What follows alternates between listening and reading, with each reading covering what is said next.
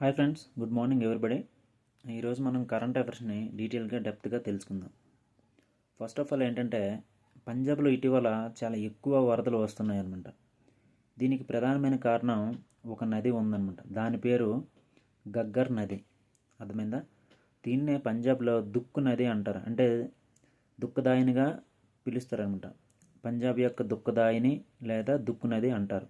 ఎందుకంటే ఇది ప్రతి సంవత్సరం ఈ నది వల్ల చాలా ఎక్కువ వరదలు వస్తాయన్నమాట. ఈ సంవత్సరం కూడా చాలా హెవీ ఫ్లడ్స్ వచ్చాయి. దీనివల్ల ఎక్కువ ప్రాణ నష్టం మరియు ఆస్తి నష్టం జరిగింది. ఇది ఏ నది వల్ల అంటే గగ్గర్ నది లేదా దుక్కు నది. అయితే ఈ వరదలు ఆపడానికి ఒక ఆనకట్ట కట్టారనమాట. ఆ ఆనకట్ట కూడా మనకి ఇంపార్టెంట్. కౌసల్య ఆనకట్ట అనమాట. ఈ కౌసల్య ఆనకట్ట వరదలు నిలపడానికి ఏ రాష్ట్రంలో ఏ నదిపై కట్టారంటే గగ్గర్ నది పంజాబ్ రాష్ట్రంలో కట్టారు కౌసల్య ఆనకట్ట. ఓకేనా? నెక్స్ట్ వన్, అలాస్కాలో జరిగే యుద్ధ అభ్యాస్ 2025 కార్యక్రమానికి మన ఇండియన్ మిలిటరీ తరపున మద్రాస్ రెజిమెంట్ చెందింది పాల్గొంటున్నారనమాట. ఇక్కడ మనం గుర్తుపెట్టుకోవాల్సింది ఏంటంటే, ఇటీవల ఆర్మీ యొక్క ఏ రెజిమెంటు అలాస్కాలో జరిగిన యుద్ధ అభ్యాసలో పాల్గొంటుందంటే మద్రాస్ రెజిమెంట్ అనమాట. ఇండియన్ ఆర్మీకి చెందిన మద్రాస్ రెజిమెంటు అలాస్కాలో జరిగిన యుద్ధ అభ్యాస్ 2025కి పాల్గొంటుంది. ఇది సెప్టెంబర్ 2nd వీక్లో ఆ యుద్ధ అభ్యాస్ ప్రోగ్రామ్ అనేది అలాస్కాలో జరుగుతుంది. దీనికి మన కంటెస్టెంట్ చేయడానికి ఆర్మీ తరఫున మద్రాస్ రెజిమెంటు వెళ్తుందన్నమాట. ఇక్కడ ఏ రెజిమెంట్ వెళ్తుందని అడుగుతారనమాట. మద్రాస్ రెజిమెంట్. 2025 డచ్ గ్రాండ్ ఫిక్స్ను ఆస్ట్రేలియాకు చెందిన ఆస్ట్రియా పియాస్త్రీ అనే క్రీడాకారుడు గెలుచుకున్నాడు అనమాట. అర్థమైందా? ఇది స్పోర్ట్స్ పరంగా బిట్ అనమాట. డచ్ గ్రాండ్ ఫిక్స్ 2025 ఎవరు గెలుచుకున్నారంటే ఆస్ట్రేలియాకు చెందిన ఆస్ట్రియా పియాస్త్రీ. అమెజాన్ అడవుల్లో ఉన్న అటవీ నిర్మూలన ఆర్క్ అనే ప్రాంతం ప్రపంచంలోనే అత్యధిక అటవీ నిర్మూలన లేదా అటవీ నష్టం కలిగిన ప్రాంతంగా పేర్కొనబడిందనమాట. ఇది దాదాపు చాలా చెట్లు నరికి పశువులు మరియు వ్యవసాయ రంగానికి ఇది మార్చబడిందనమాట. సో అత్యధిక అటవీ నష్టం జరిగిన ప్రాంతంగా ప్రపంచంలో ఏ ప్రాంతం గుర్తించబడిందంటే అమెజాన్ అడవుల్లో ఉన్న అటవీ నిర్మూలన ఆర్క్ అనే ప్రాంతం అత్యధిక అటవీ నష్టం కలిగిన ప్రాంతంగా గుర్తించబడింది. మనకి ఇటీవల ధౌలీలంగ్ జల విద్యుత్ ప్రాజెక్ట్ అనే సొరంగంలో ఒక 19 మంది కార్మికులు 22 గంటల పాటు ఉండిపోయారనమాట ఆ యొక్క సొరంగంలో. అయితే ఈ ధౌలీగంగా జల విద్యుత్ ప్రాజెక్టు ఏ రాష్ట్రంలో ఉందంటే ఉత్తరాఖండ్ రాష్ట్రంలో ఉంది. ఈ ధౌలీగంగా నదిపై ఈ ధౌలీగంగా జల విద్యుత్ ప్రాజెక్ట్ ఉంది. అయితే ఈ ధౌలీగంగా అనేది అలకనంద నదికి ఇది ఉపనది అనమాట. అర్థమైందా? ఇది ఇప్పుడు వార్తల్లో ఉంది కాబట్టి ఈ ధౌలీగంగా ప్రాజెక్టు ఎక్కడ ఉంది, ఏ నదిపై ఉంది? ఈ ధౌలీగంగా అనేది అలకనందకి ఉపనది అనమాట. Okay, next one, Indian postal payment bank ఒక ప్రోగ్రామ్ని స్టార్ట్ చేసిందనమాట. దాని పేరు ఏంటంటే నివిసిక్ దీదీ దిశ 2. ఈ నివిసిక్ దీదీ దిశ 2 అనే కార్యక్రమాన్ని central government Indian post payments bank సహకారంతో ఈ యొక్క ప్రోగ్రాన్ని ప్రారంభించింది.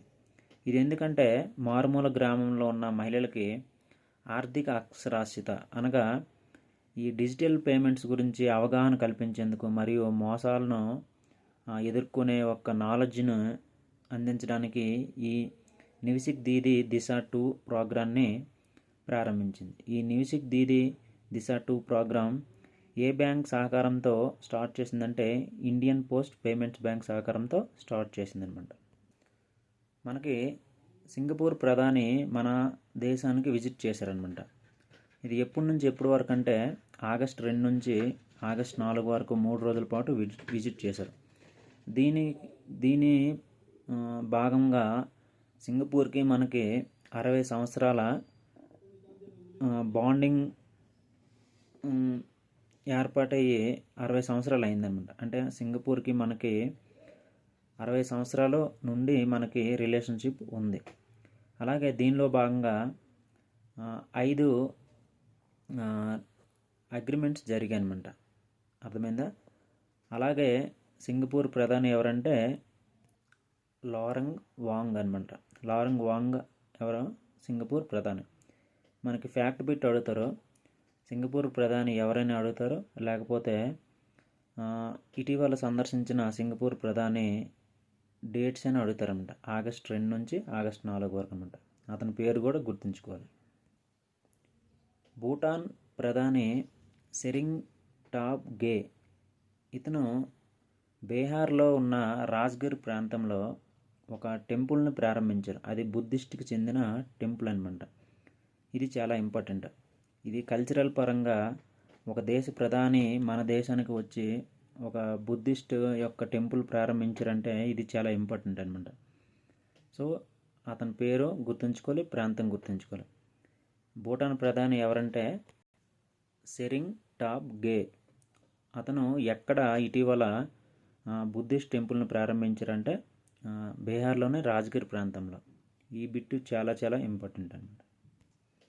నెక్స్ట్ వన్ చూసుకుంటే మనకి NIRF national institution of ranking framework అనేది మనకి ఇన్స్టిట్యూషన్కి ర్యాంకింగ్ సిస్టమ్ అనేది ప్రవేశపెడుతుంది ప్రతి ఇయర్. ఈ సంవత్సరం NIRF ర్యాంకింగ్లో టాప్ పొజిషన్లో ఉన్న IIT ఏంటంటే IIT మద్రాస్ టాప్ పొజిషన్లో ఉంది, ఫస్ట్ ప్లేస్లో ఉంది. NIRF ర్యాంకింగ్ ప్రకారం ఫస్ట్ ప్లేస్లో ఉన్న ఇన్స్టిట్యూట్ ఏదంటే IIT మద్రాస్ అనమాట. అలాగే కేటగిరీ వైజ్ చూసుకుంటే ఓపెన్ యూనివర్సిటీస్లో ఇగ్నో ఉందన్నమాట. ఇందిరాగాంధీ ఓపెన్ యూనివర్సిటీ ఢిల్లీ ఉంది. అలాగే మెడికల్ పరంగా కూడా ఎయిమ్స్ ఢిల్లీ ఉందన్నమాట. ఇంకా రీసెర్చ్ పరంగా అయితే ఏ ఇన్స్టిట్యూట్ ఉందంటే బెంగళూరు ఉందన్నమాట. Indian institute of science Bengaluru university ఉంది. అంటే రీసెర్చ్ పరంగా ఫస్ట్ ప్లేస్లో. ఓవరాల్గా అయితే IIT మద్రాస్. కేటగిరీ వైజ్ అయితే నేను ఇప్పుడు చెప్పాను, వైద్యపరంగా మెడికల్ పరంగా అయితే ఢిల్లీ, ఓపెన్ యూనివర్సిటీ పరంగా న్యూఢిల్లీ ఇందిరాగాంధీ యూనివర్సిటీ, అలాగే రీసెర్చ్ పరంగా బెంగళూరు యూనివర్సిటీ అనమాట, బెంగళూరు IIT. సో ఈ NIRF ర్యాంకింగ్ సిస్టంలో మొదటి ప్లేస్లో ఉన్న IIT ఏంటంటే మద్రాస్ అనమాట. కేటగిరీ వైజ్ నేను ఇప్పుడు చెప్పాను. మనకి 2023 నుండి మణిపూర్లో చాలా గొడవలు జరుగుతున్నాయి. ఆ గొడవలకి ఇప్పుడు శాంతి ఒప్పందం కుదిరిందనమాట. అయితే మనం కొంచెం బ్యాక్గ్రౌండ్కి వెళ్తే అసలు ఈ గొడవలు ఎందుకు స్టార్ట్ అయ్యాయంటే మణిపూర్లో 3 తెగలు ముఖ్యమైనవి ఉంటాయి. అవి కూకీసు, మీటీసు అండ్ నాగాస్ అనమాట. ఈ కూకీసు, నాగాస్ అనేవారు ట్రైబుల్ చెందినవారు. ఈ మీటీలో ట్రైబుల్కి మాకు హక్కు ఇవ్వాలని, ట్రైబుల్లో మాకు చేర్చాలని అప్పుడు ఒక బిల్లు పాస్ చేయమని ప్రెజర్ చేశారన్నమాట. దీనివల్ల ఈ కూకీస్కి, మీటీస్కి ఒక పెద్ద అల్లర్లు జరిగాయి అన్నమాట. ఇప్పటికే అవి జరుగుతూనే వచ్చాయి. ఈరోజు మనకి శాంతి ఒప్పందం కుదిరిందనమాట. సెంట్రల్ గవర్నమెంట్కి, మణిపూర్ గవర్నమెంట్కి, అలాగే కూకీస్ అనే తెగకి మధ్య ఒక పీస్ ఒప్పందం జరిగింది. ఇది చాలా చాలా ఇంపార్టెంట్ అనమాట. ఇటీవల ఏ రాష్ట్రంలో అల్లర్లకు ప్రధానంగా శాంతి ఒప్పందం కుదిరిందంటే మణిపూర్ అనమాట. కూకీ తెగ మధ్యకు, అలాగే మణిపూర్ గవర్నమెంట్, సెంట్రల్ గవర్నమెంట్ మధ్య శాంతి ఒప్పందం కుదిరింది. మన అమరజీవి పొట్టి శ్రీరాములు గారి విగ్రహాన్ని అమరావతిలో ఏర్పాటు చేయనున్నారనమాట. దీని పేరు మీదుగా పొట్టి శ్రీరాములు మెమోరియల్ పార్క్గా దీన్ని పేర్కొనబడ్డారు. అయితే ఎన్ని ఫీట్లు అంటే 58 ఫీట్స్ అనమాట. దీని వెనుక మనం చిన్న కథ చూసుకుంటే 58 రోజుల పాటు పొట్టి శ్రీరాములు గారు, అమరజీవి పొట్టి శ్రీరాములు గారు నిరాహార దీక్ష చేశారనమాట 58 రోజులు. సో దానికి గుర్తుగా 58 అడుగుల కాంస్య విగ్రహాన్ని అమరజీవి పొట్టి శ్రీరాములు మెమోరియల్ పార్క్ని ఏర్పాటు చేయనున్నారు. అర్థమైందా? ఎన్ని అడుగులు అనేది ఇంపార్టెంట్, ఎందుకంటే 58 రోజుల పాటు అతను నిరాహార దీక్ష చేశారు కాబట్టి 58 ఫీట్ల విగ్రహాన్ని మనకి అమరావతిలో ఏర్పాటు చేయనున్నారు, కాంస్య విగ్రహం. ఈ ఫీట్స్ అనేది important. Next one, Andhra Pradesh government ఒక స్కీమ్ని తీసుకొచ్చింది, హెల్త్ స్కీమ్ అనమాట. అదేంటంటే ప్రతి కుటుంబానికి, అంటే అది ఏ కుటుంబమైనా, క్యాస్ట్ వైజ్ అయినా లేకపోతే మనీ పరంగా, ఆర్థిక పరంగా చూసుకున్న, క్యాస్ట్ పరంగా చూసుకున్న ప్రతి ఒక్కరికి, ప్రతి ఫ్యామిలీకి 25 లక్షల ఇన్సూరెన్స్ స్కీమ్ను తెచ్చారనమాట. అంటే సంవత్సరానికి 25 లక్షల వరకు మీరు ఏ టెస్ట్లైనా, ఏ పరీక్షలైనా చేయించుకోవచ్చు అనమాట. ఇది ప్రతి ఒక్కరికి, ప్రతి ఫ్యామిలీకి చెందుతుందనమాట.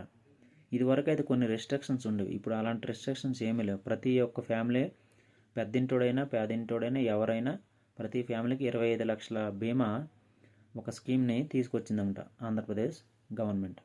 ఇది ఇంపార్టెంట్. ఎన్ని లక్షల వరకు అనేది ఇంపార్టెంట్, 25 లక్షల వరకు ప్రతి కుటుంబానికి. ఒడిశాలో ఒక కొత్త టైగర్ రిజర్వ్ పార్క్ని ఏర్పాటు చేయనున్నారనమాట. దాని పేరు డేబ్రీగర్ టైగర్ రిజర్వ్ పార్క్ అనమాట. ఇది వైల్డ్ లైఫ్ పార్క్ అనమాట. ఇందులో పులులు సంరక్షించడం జరుగుతుందన్నమాట. మన దేశంలో ఇప్పటివరకు 58 టైగర్ రిజర్వ్ పార్కులు ఉన్నాయి, దీంతో 59 అవ్వబోతున్నాయి. ఇటీవల ఏర్పడిన టైగర్ రిజర్వ్ పార్కు ఏ రాష్ట్రంలో ఉంది, దాని పేరు ఏంటంటే ఒడిశా రాష్ట్రం డేబ్రీగర్ టైగర్ రిజర్వ్ పార్క్. ఇది చాలా ఇంపార్టెంట్ అనమాట. సో ఫ్రెండ్స్, ఇవి ఇవాల్టి కరెంట్ అఫైర్స్. మనం 3, 4, 5 అంటే 3 రోజుల కరెంట్ అఫైర్స్ని ఈ వీడియోలో మనం కవర్ చేసాం. మళ్ళీ నెక్స్ట్ కరెంట్ అఫైర్స్లో మనం కలుసుకుందాం. అంతవరకు నా వీడియోస్ చూసి నోట్స్ ప్రిపేర్ చేసుకోండి. ఇంకేమైనా డౌట్స్ ఉంటే కింద కామెంట్ సెక్షన్లో తెలియజేయండి. Thank you. బాయ్.